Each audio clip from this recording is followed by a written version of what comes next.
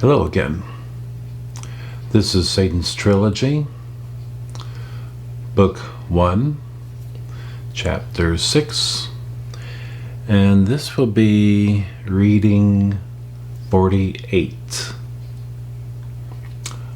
I am the author and the narrator. Hope you enjoy this. Brandy leaned forward and gave Jacob a kiss on his lips. Not too long and not too short. Jacob liked it, and Brandy immediately broke away and went to the refrigerator looking for the bottles of Miller Lite to enjoy with the pizza. "Jacob, would you like one too?" asked Brandy. Jacob looked at Esther and Day and then back to Brandy. "Of course. I can have one beer with pizza. I'm not on call tonight, but there are certain risks you take as a doctor if you have alcohol." Brandy was back to the table with 2 Miller Lights and 2 pieces of pizza, dropping 1 piece of pizza on Jacob's plate. Brandy said, "Jacob, let's make this our dinner tonight. Esther and Day has made this magnificent pizza, and there's plenty of it, and we have some Miller Lite. This will be fun. You can spend some time getting to know my family while we eat." Brandy smiled as she poured her Miller Lite into a glass and took a drink. Brandy started to enjoy the pizza along with the Miller Lite. It was as if someone had turned a switch on, and Brandy was now relaxed and on top of the world, as Esther had witnessed once before, and Brandy loved pizza and beer. Esther and Day were loving the company, and Day was feeling more like family than an overnight guest. And Brandy quickly finished her second beer, then helped herself to Jacob's beer. "Jacob, I need just a sip." Brandy smiled after taking the drink and seemed far more relaxed than she had earlier in the evening.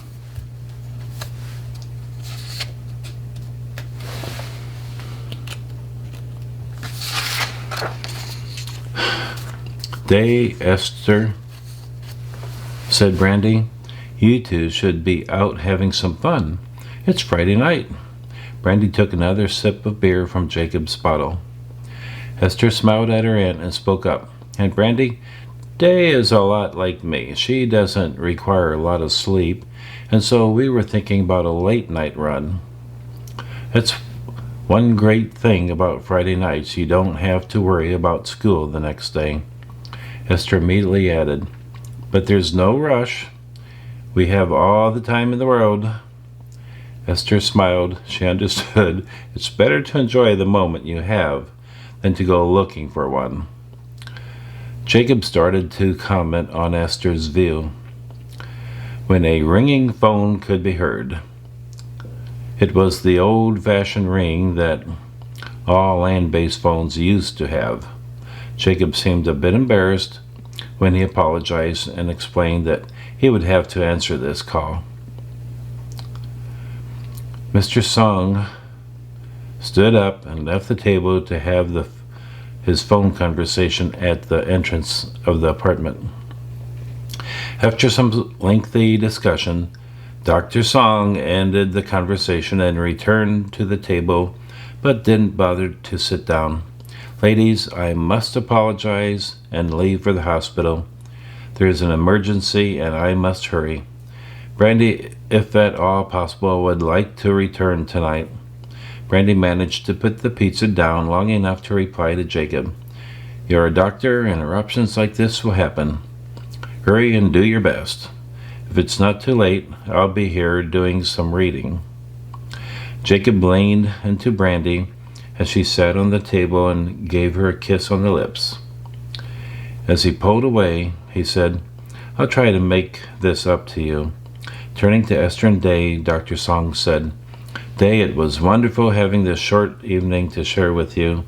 Turning to Esther, he said, "Esther, I am so sorry that I must leave this quickly, but I had a fantastic time, and it was wonderful to see you again."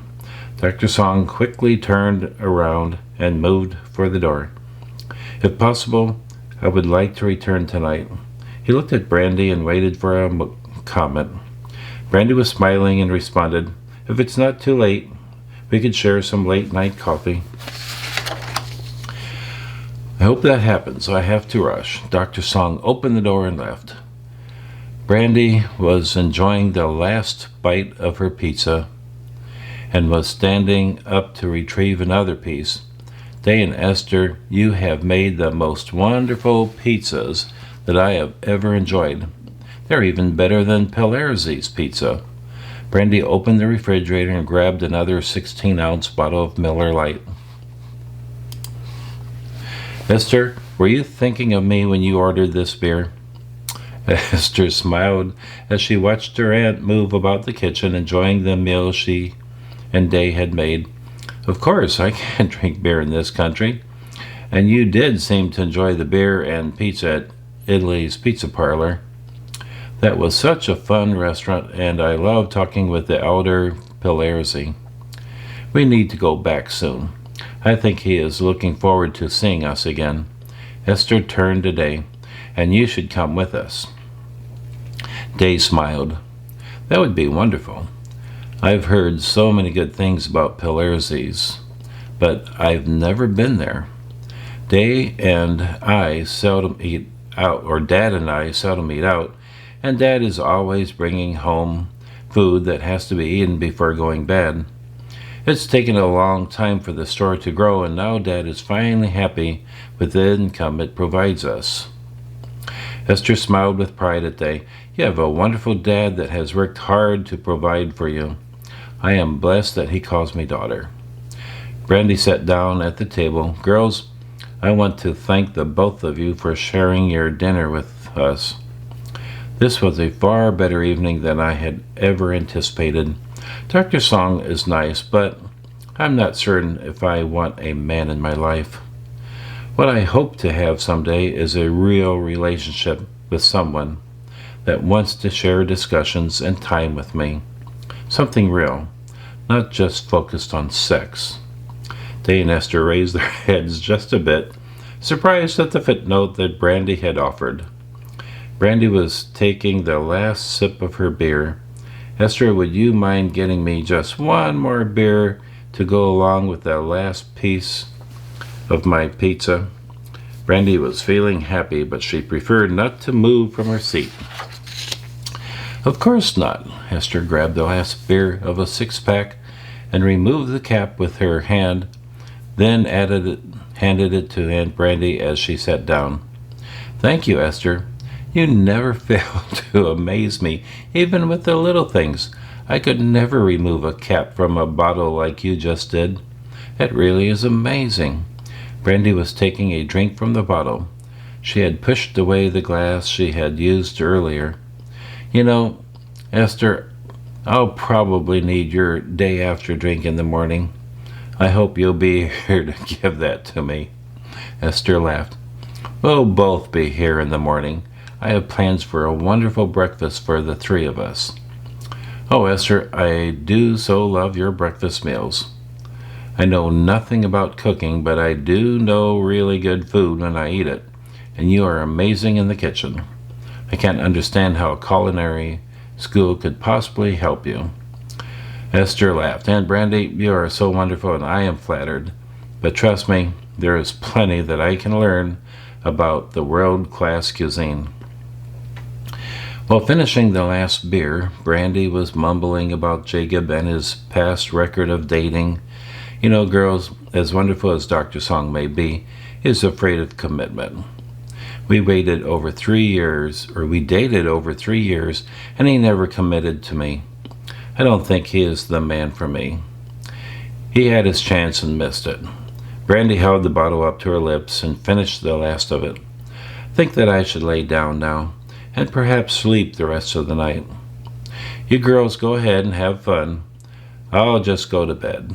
As Brandy tried standing, Esther kept her steady, and Day helped on the other side of Brandy.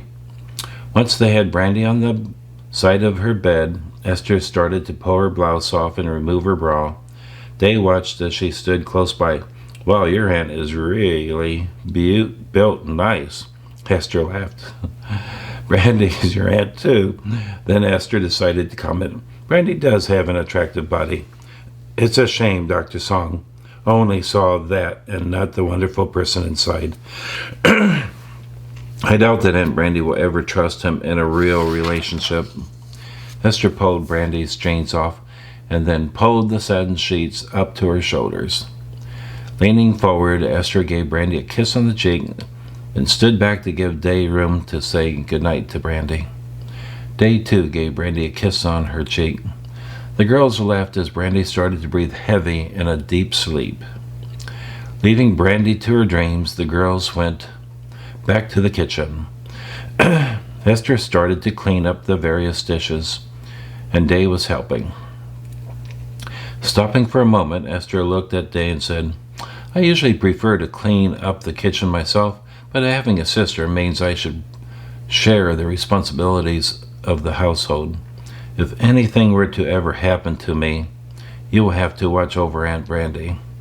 Esther smiled at Day and then added, That is very unlikely to happen, and I want you to know that Aunt Brandy is not dumb, but she does need family.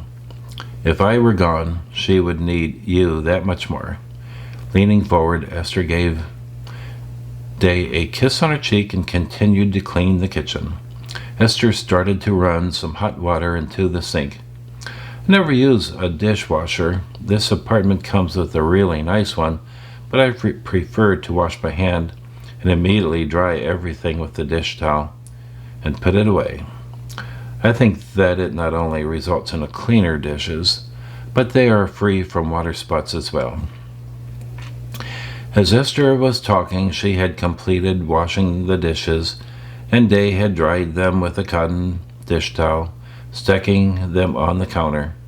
Esther smiled. Perfect, she said, as she put the dishes into several cabinets. It was fun having Aunt Brandy and Dr. Song enjoy dinner with us. It's a shame that Jacob had to leave so soon. It was really an enjoyable evening. I suppose that doctors are called away often for emergencies.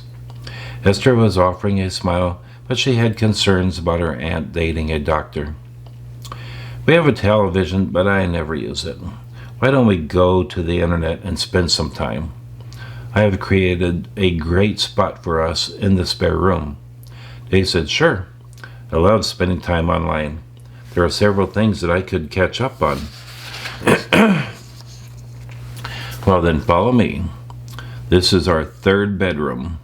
I had a friend convert the closet into some high-tech computer stations. You'll enjoy this. We each have our own computer with a high-speed connection.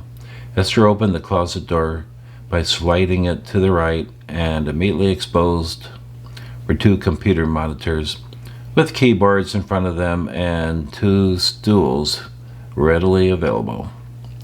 The computers had started up from hibernation when the closet door was slid open.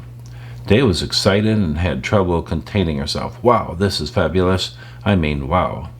Esther watched Day and was pleased that she was enjoying herself. Your password is Sister2012. No caps and no spaces, said Esther. Day typed it in, and immediately she had the internet up and going. On the elevated desktop were a set of earphones. Day, if you want sound, put on the earphones. They will cancel out extraneous noises and allow you to hear the internet better, said Esther. Type Control A and Control H and you'll have Aunt Brandy's room, and the immediate space outside are windows and doors. That is for security purposes. And of course, you and I can talk to each other with the side microphones. The escape key takes you back to listening to your computer only. And of course, the ability to talk with me. Both girls put on their earphones, which also had microphones on the front of them. Day, can you hear me?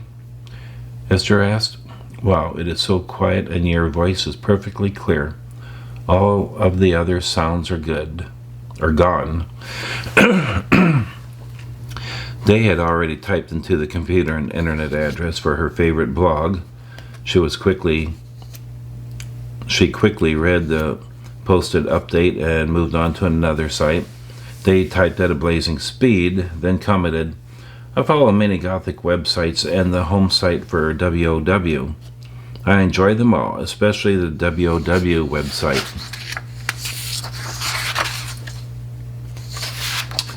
For nearly a half hour, the two girls explored dozens of sites on the internet.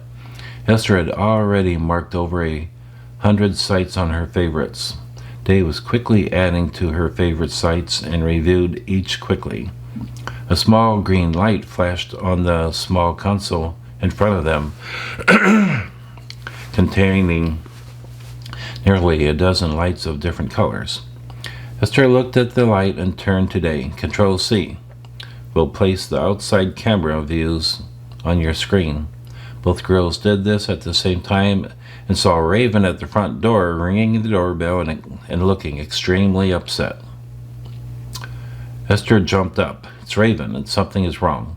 Esther quickly took off the headphones and started for the front door, with Dave following close behind. Opening the door, Raven stumbled in, crying and hardly able to talk. Raven was throwing herself on Esther and pleading for her to help. Gasping for air, Raven was difficult to understand. She had obviously ran to Esther's apartment. Esther quickly spoke to Day. "Hold her for a moment." Esther, grabbing Raven, placed her in front of Day, and Day quickly held on to her. Trying to comfort Raven, Day told her, "Esther will help you, Raven. Esther will take care of this."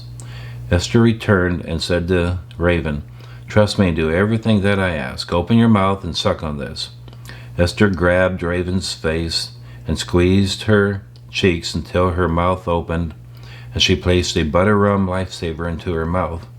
Raven sucked on this lifesaver for a moment. Esther was moving her hand down Raven's head and stroking her hair as she calmed down enough to understand. Raven's breathing slowed down, and Esther, holding firmly onto Raven, sat her down on the sofa. "All right, tell me slowly what happened, and don't leave out any details." Esther waited for Raven to respond as Day took her position on the opposite side of Raven. Raven was sucking on the butter rum lifesaver, and she slowly explained her sudden appearance. "I have a half-sister." Raven looked at Esther and Day with tears in her eyes. "I've never really been too friendly with her." Raven was looking apologetic and scared. "So men took her." "Esther, she's only 13 years old." Desperation was in Raven's voice. Esther slowly asked Raven to continue. "Raven, this is important. Tell me what happened and don't leave a thing out." "Her name is Riley Grace. Her mother showed up at our apartment and said she had to leave town unexpectedly and that Riley would have to stay with my dad and give me for the weekend." Raven started to cry. "Esther, I wasn't nice to Riley Grace. I didn't want her to be there. I had planned an evening with my dad, and then Riley was dumped on me." Taking a moment to catch her breath, Raven continued, "She really is a wonderful girl. I was just being selfish. I wanted an evening alone with my dad." Esther again asked Raven to give her the facts. "I was on the phone with Chris, and the doorbell rang. I yelled to Raven Grace to get the door, but she was in the bathroom, and so I told Chris I would call him later, and I hung up and went to the door. I kept the chain on the door and looked through the peephole. A man was holding a clipboard and said he had a delivery. When I opened the door a few inches, he pushed the door open, breaking the chain. 2 men followed him in. They searched the house and found Riley Grace. Raven again teared up and continued, Esther, they took her. They want my dad to give them money. They're going to kill Riley if my dad doesn't go to work tomorrow and steal $1 million out of the vault. Esther was facing Raven straight on and asked, Raven, where does your dad work? Raven started shivering, and Esther put another butter rum lifesaver into her mouth. Raven, sucking on the butter rum will calm you. Now, where does your father work? Dad works at the Chicago National Bank, but I don't think he'll be able to steal that kind of money. Esther was quickly evaluating the facts and asked Raven to back up. Raven, what did they tell you to do and what happened at your house? Esther, they took Riley. She was so brave. She asked if she could hug me, and they let her. Riley hugged me tight and whispered to me, Get Esther. Raven looked into Esther's eyes and said, Esther, she whispered in my ear to go get Esther. She knows about you. My old boyfriend had told her how you handled the guard at the mall. But this is different. These men looked like professionals. Esther, they were big and they had guns. Raven took a deep breath, then added, Riley Grace is special. She senses things. My old boyfriend had told her about you and what you did at the mall. Riley thinks you're able to help her. Esther, is she right? Esther knew that Raven wanted some reassurance, but Riley would be all right, but she needed more facts. Tell me, what did these men look like and how did they sound? Did they have accents and how are they going to contact you? Raven pulled a cell phone out of her pants pocket. They gave me this and told me they would call me tomorrow afternoon. Esther took the cell phone, then asked, what did they look like and how did their voices sound? Raven took a moment to think. They wore black suits, but the fit was rather poor on each of them. There were 3 men, and each was slender and around 6 feet tall, maybe a bit less. Only one of them talked, but he had an accent. Dad and I had neighbors once that were from Russia. They had similar accents. Esther said to Raven, You have done good, very good. Can you add anything about these men you haven't already told me? Raven thought and became rather solemn. The man that talked, he was very cold and businesslike. He said my little sister would be returned once they had the money, but if my dad failed, I would never see my sister again. Raven looked Esther in the eyes. Esther, I'm afraid that he won't release Riley Grace even if he gets the money. Esther smiled at Raven and moved her coal-black hair away from her eyes.